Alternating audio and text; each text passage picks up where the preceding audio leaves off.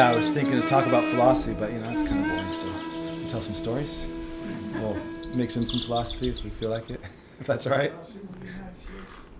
All right, we'll put a little bit in.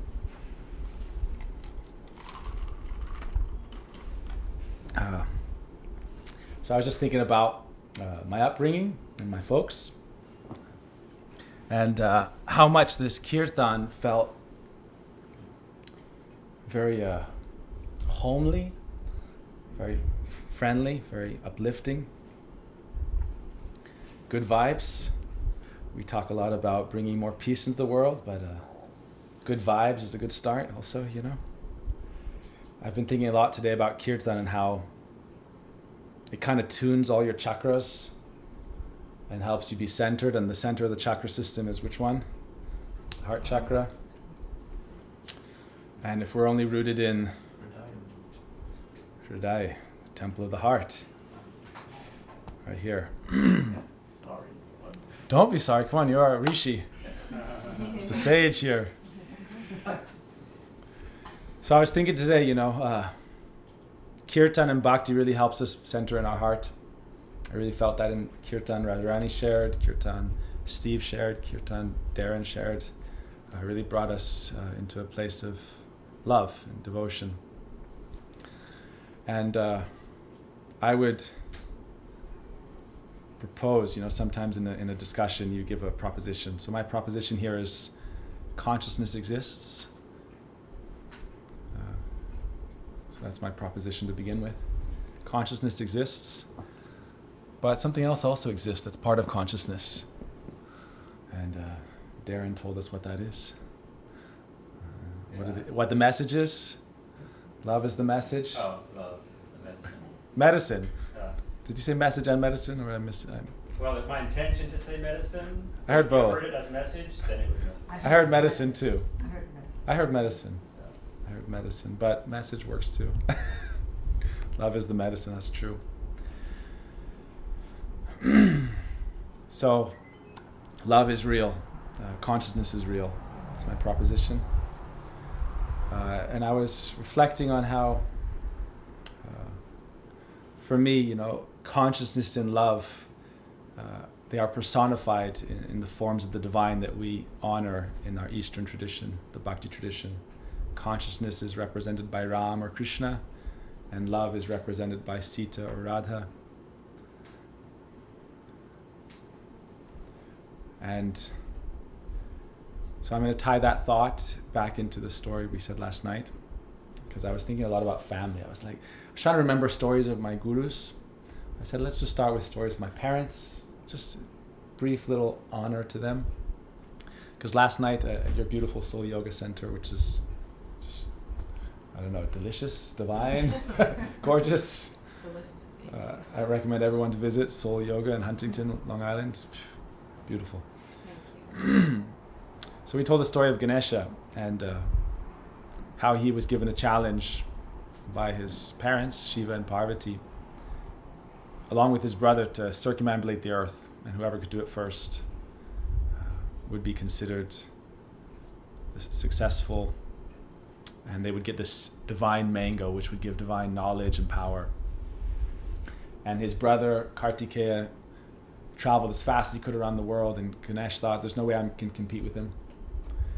And so he just offered pranam to his parents, Shiva and Parvati, and he circumambulated them. And he did 3 circumambulations.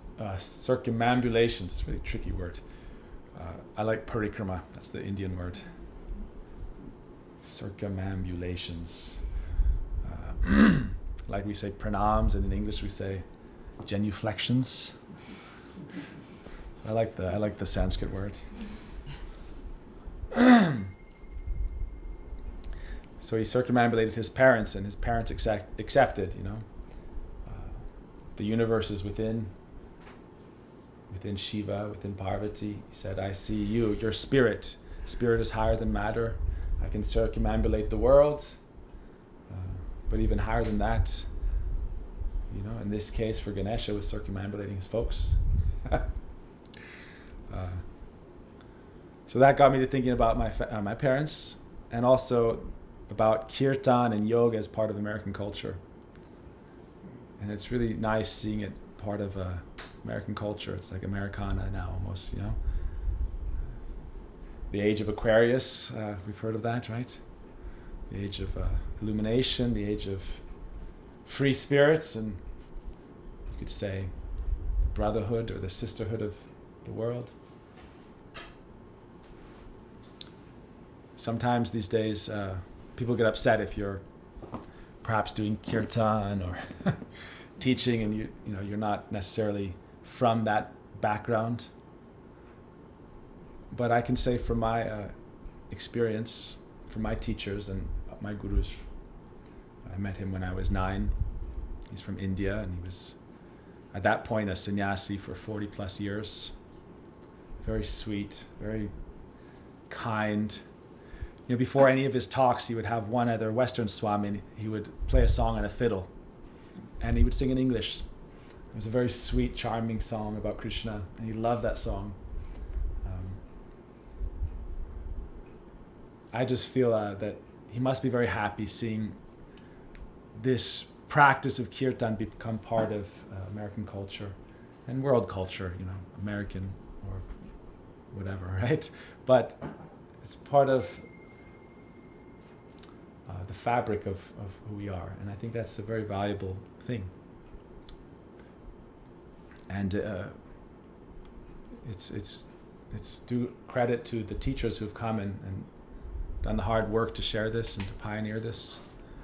You know, we saw it there's obviously the famous, one of the most famous speeches, actually, religious speeches, is the speech of Vivekananda, Swami Vivekananda, in the World Religious Parliament in Chicago. And it was like, wow, there's more to life than dogmatic religion where they just tell you everything, and if you don't follow it, you're going to hell. And there's the idea that the spirit should be free and that love and truth are not owned by anyone. And Yogananda brought Paramahansa Yogananda, along with many others. We just did a program at Ananda Ashram in Monroe, founded by Brahmananda Saraswati, and you know how they popularized yoga.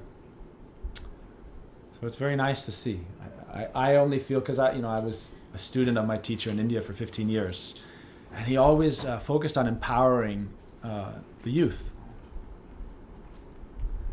And he said this is a universal faith, universal tradition, is for everyone. But it's interesting that specifically kirtan became a big thing, I would say more in the 60s and 70s with Swami Prabhupada and others, but he really pioneered it. And so to honor my parents, my mom and dad, they were actually street musicians in New Orleans. My mom, they would sell banana bread, and my dad would play dulcimer, she would play guitar. So I was just thinking about some childhood memories, and they joined what was called, they would go to the love feast. You may recall that, our Rishi here. They would have the love feast in the 60s and 70s, and the Krishna's devotees would just share food and share song, talk about the spirit.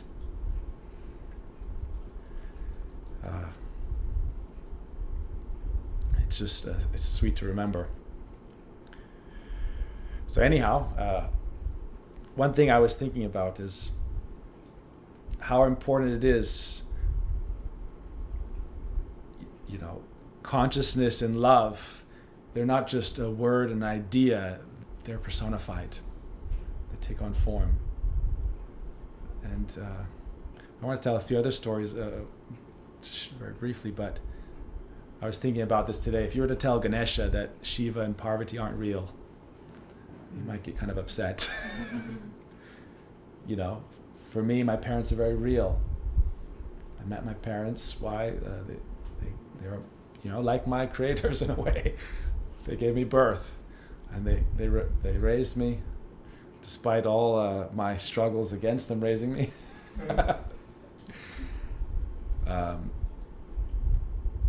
Some of my earliest memories are kirtan. So I remember there's from our family home, I have a picture, and like 2 or 3 bleary-eyed in pajamas. We're doing an arti. And it's like a very funny scene because You can see my uncle. We're all dressed like what you look like in the 80s, in the early 90s perhaps. Very American. But here we are, doing this Hindu arti ceremony. And it feels it felt very genuine. I grew up in that. For me, I don't see like a disconnect between my practice in bhakti and what it means to be a Westerner or to be American. I think that's something that was given to us, and if we show honor and respect to it, it was given to us because it was a gift. It means it's meant for us to receive the value from. And one thing I can say that I've experienced in my life is, and this is about kirtan specifically, there are many yogic practices and different spiritual practices, but kirtan specifically has a way of awakening a greater sense of connectivity and love. And that's what the Eastern traditions teach a lot of. The world is one family. We may have many differences, but we should see beyond those differences and learn to share a brotherhood of spirit and love. And, when we're doing these kirtans, I want to mention this before I forget and get lost in other topics, but through kirtan and through the practice of bhakti and the mantras, the meditations, for me, Radha Krishna, Sita Ram, Hanuman, these personalities, they're becoming more and more real. More and more real. It's like, so I talked about my parents, but I want to mention some of my first gurus. So they say mother's your first guru. Very real. She would play loud kirtan to wake us up in the mornings to chant. She watches these, so I'm going to be careful what I say here. So I'm also thinking, Marilyn's home here. It's very homely. Raised your kids here. It's a lot of love in this space. As a monk, since I was quite young, it's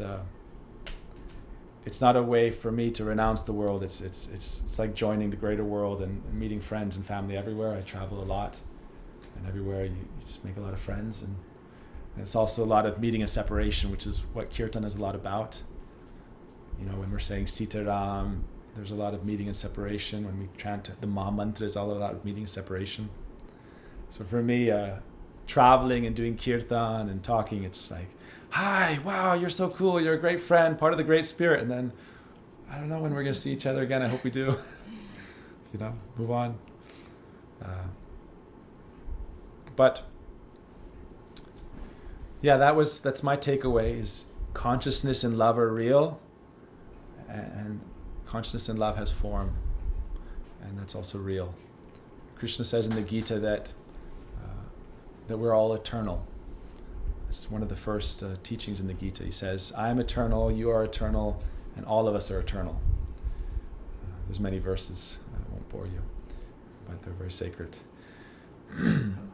There's about 20 verses in a row that just talks about the eternality of the soul and doing your duty without attachment, but understanding that despite the fact that we're all part of the universal consciousness, we all exist, and love exists, and they're both considered eternal. And for them to be eternal, they take on different forms, because it's funner. It's how you experience what we call lila. In this world, there's a lot of sad lilas. Sita Ram had a lot of sadness in their pastime. But I was getting a kirtan lesson this morning, and I'm not going to embarrass you, Radharani, but we're talking about major and minor chords, and how it's like there's the home note, the bass note, and then it's like the first to the fourth going to your friend's house, am I right? And then going far away, going to the fifth, and then sometimes you even go to the sixth, which is the sad place. But you eventually try to resolve it and come back home. So a lot of the sad pastimes of the spirit in this world are to teach us how to find our way back home, find true love.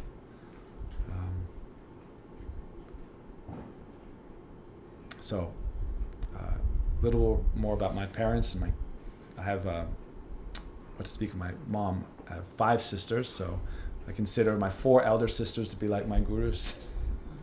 They definitely, Guru also has tough love. So if you want some tough love with affection, which is also a symptom of Guru, tough love with affection. I think that you have something along the lines of that in your bathroom in Soul Yoga.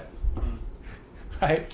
Something like real love is true love is tough love is self-love, yeah. So definitely got a lot of that growing up, and they're very real. We're spread around this world. Speaking about going all around the world, I have a sister in Australia, sister in Vietnam, sister in Mexico, sister in Hawaii, sister in New York and California, moving back and forth.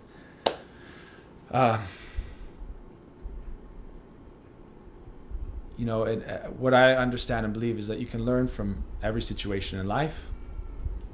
And part of kirtan and part of our traditions is to honor all our relations. So I was thinking about that from last night, our talks, right? How to honor all our relations. And part of all our relations is our relationship with the divine, however you want to understand it. So that's also part of kirtan and bhakti. Why I'm saying this stories about my family, not really stories, but I could tell some embarrassing stories. But I won't go there, unless it comes up spontaneously. But I'm thinking of some. But anyway, for me, the more I practice bhakti and kirtan specifically is said to really help in this.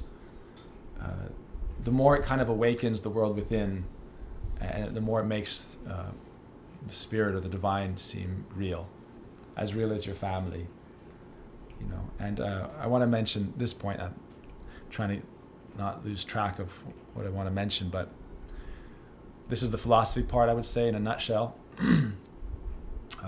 Part of the specialty of the East and its traditions is it recognizes a balance of the divine feminine and masculine. Whether you're talking about Sita Ram or Radha Krishna or Shiva Parvati or Lakshmi Narayan. I think that's something very unique. And for me, I wouldn't say my father's real but my mother's not real. Or my mother's real but my father's not real. And so when we talk about the Divine Father, for me, the Divine Mother is as equally real. Or when we talk about the Divine Mother, the Divine Father is equally as real. Now, this is where it gets complicated. What is the underlying ultimate reality? And so our Chaitanya, who's interestingly enough, the combined avatar of Radha Krishna, he's trying to reconcile this multiple thousands of years old debate about the underlying nature of reality.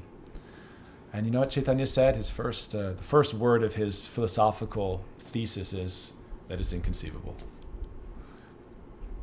He says it's achintya. And he says it's inconceivable to the human mind, and then he says it's different and non-different.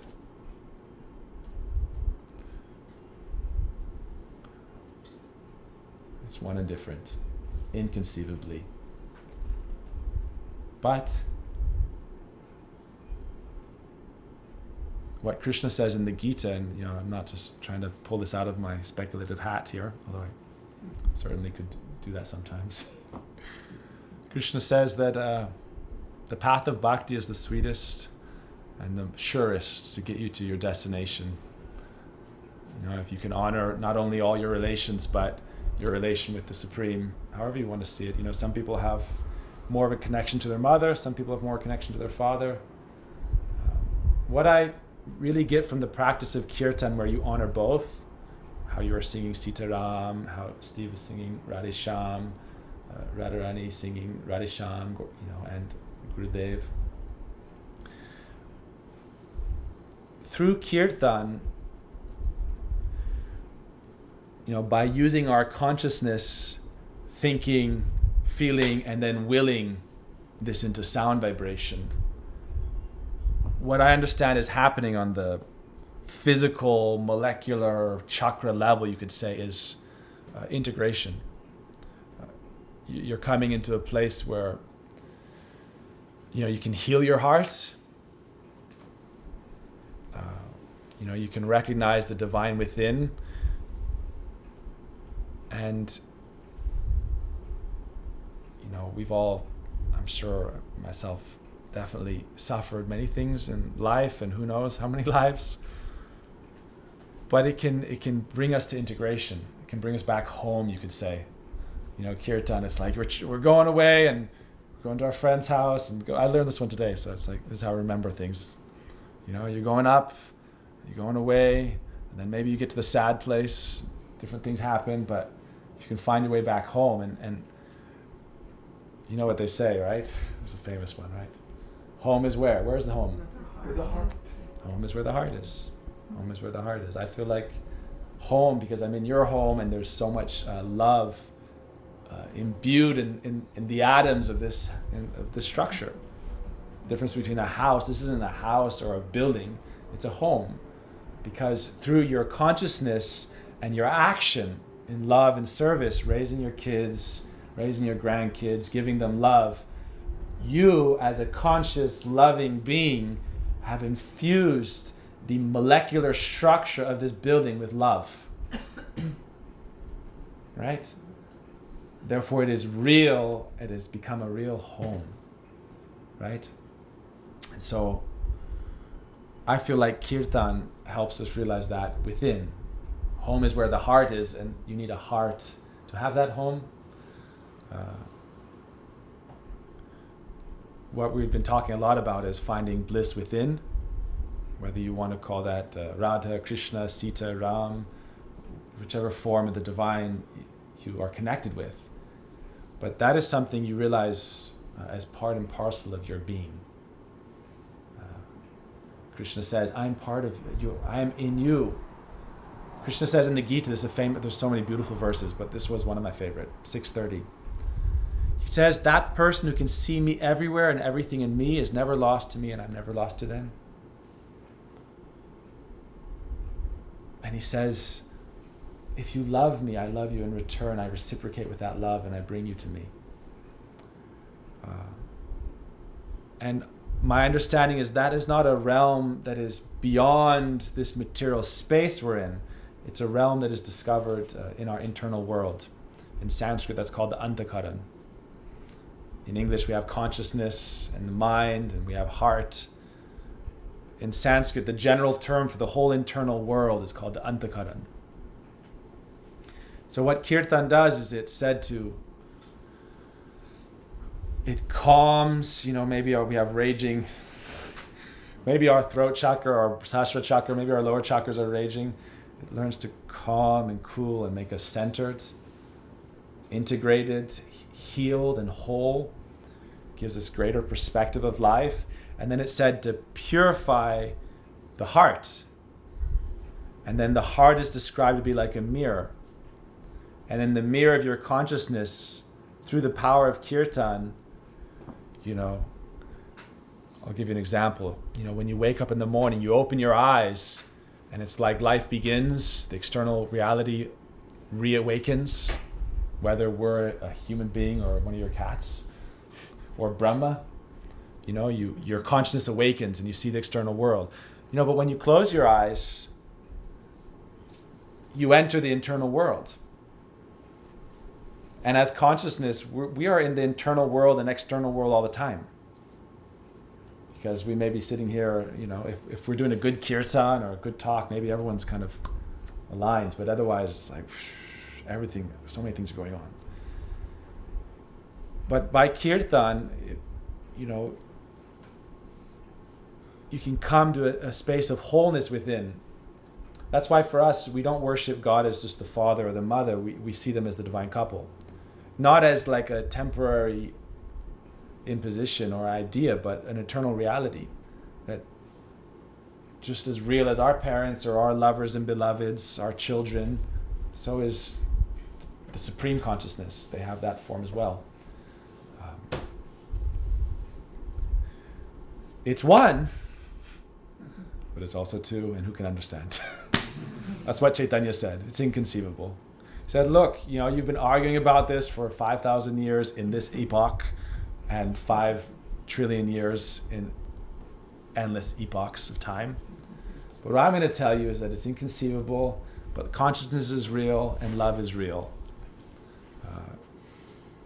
In Vedantic terms, we call it Sat, Chit. If I had a third hand, I would say Ananda. Right? Sat, Chit, Ananda. It's all the one, but why do we have 3 words? We say existence, Sat, there's existence. Then we say Chit, consciousness. Then we say Ananda. Why is there a separate word for Ananda or bliss than there is for Chit, consciousness? It's because consciousness is a reality, and then bliss or love is a reality.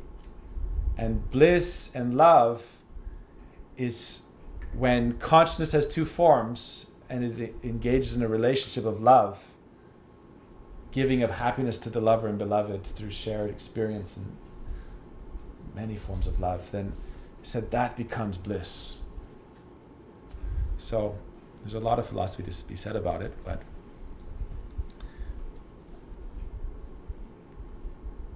what time is it?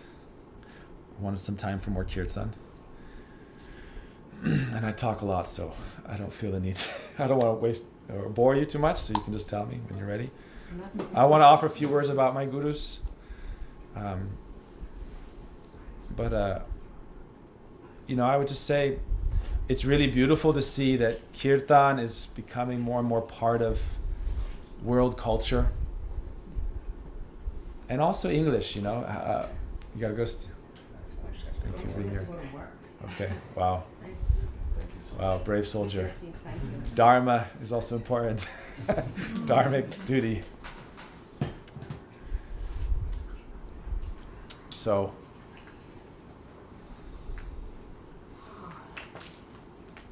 I feel like we're just in a really relaxed state, so we can I'll speak for a few more minutes, and then maybe we can do a couple more kirtans and dinner. All right, we got some beautiful dinner ready.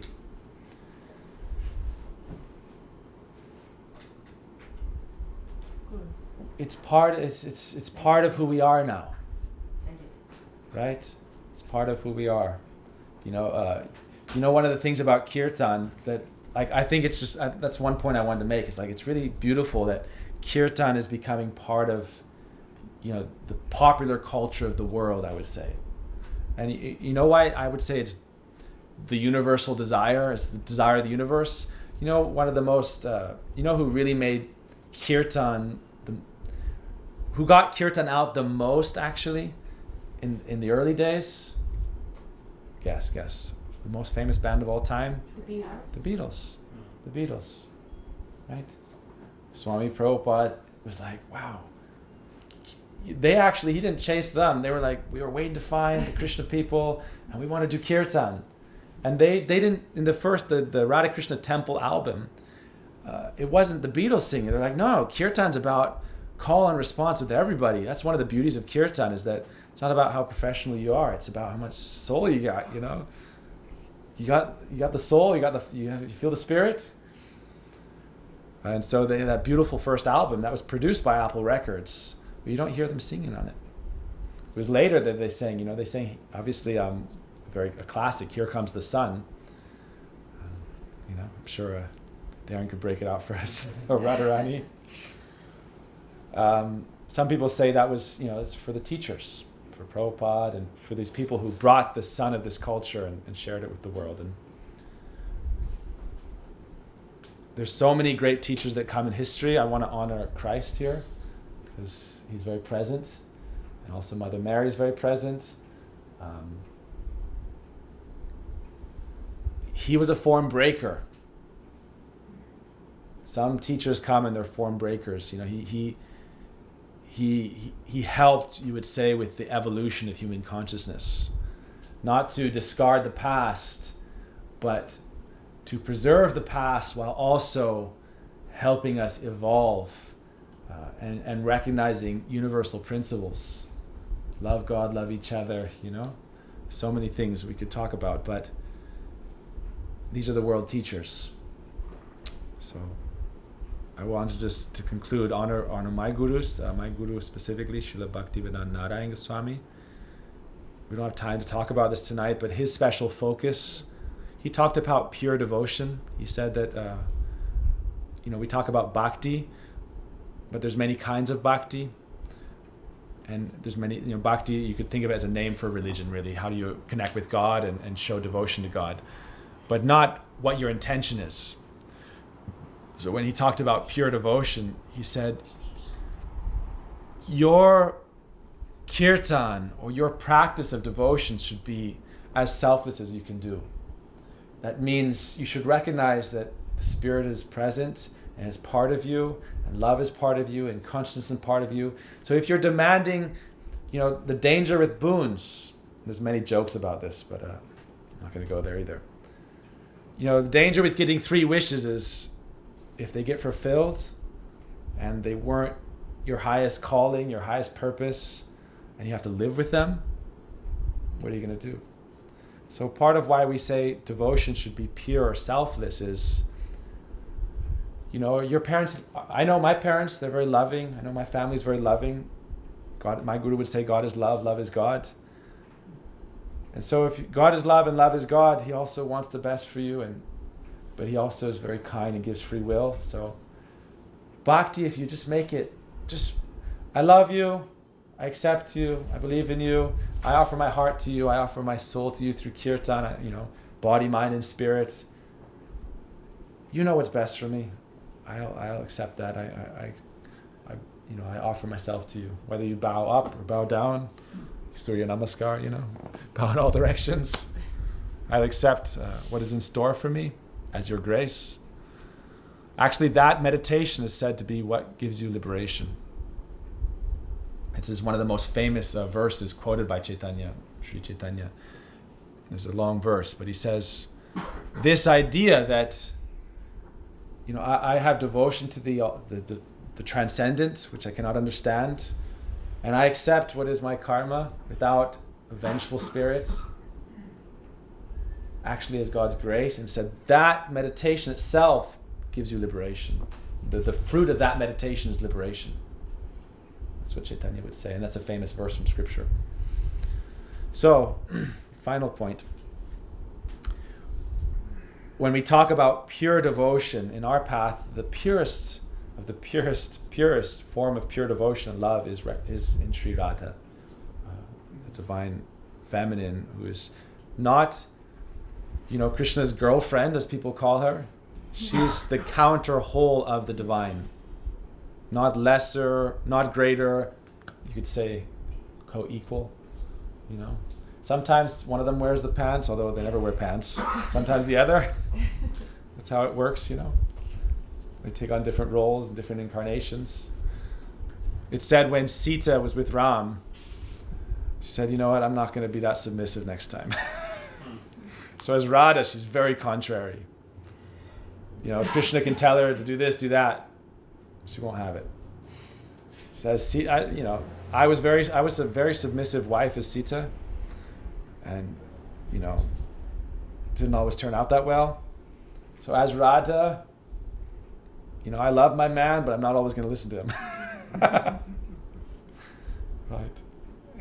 My guru, he would tell like my god sisters, we'd say his spiritual daughters, he would say, I want you to be very bold and strong, well educated, have your independent way to earn money. He said, be careful with guys, and he would say, I want you to be bold and teach like tigers. He really empowered them and us. So what we aspire to do is, we actually don't worship Krishna. I'm talking about our very specific guru and our specific niche. For us, Krishna is, the beloved of Radha, the divine feminine. We take her shelter and we worship her, we pray to her. She loves Krishna, so we also think he's kind of cool. According to your mood, your relationship. But I'll end with this one beautiful metaphor. In our faith, it said Krishna is the tree of divine life in consciousness. And Sri Radha is pure love, like a vine embracing that tree. And they eternally accept that role of lover and beloved in all their incarnations, whether we talk about Shiva Parvati or Sita Ram or Lakshmi Narayan or millions. They have that eternal role of lover and beloved. It's said that reality, when you talk about love as a reality, then that reality has a trinity, which is love and then lover and beloved. And it's said in the spiritual dimension, love is supreme and it's the guru. In the spiritual dimension, love itself is the guru. The love of Radha, the love of Krishna, they're dancing to that guru because they want to forget any of their opulence and power and majesty and godly qualities. And they say, you know what? We're just dancing, when we talk about the rasa dance, they're just dancing to the tune of love, and the guru is love itself. So, if Krishna is the tree of divine life and consciousness and Radha is the vine of pure love, then our aspiration in our guru's line is to be like the flowers on that creeper of divine love. That's our mood. That's what we call the manjaris. It means a small little flower, and it's blossoming on the vine of divine love. And when that creeper is embracing the tree of the Godhead and experiencing bliss beyond comprehension, every flower experiences that bliss also. So that's our conception in a nutshell. One aspect.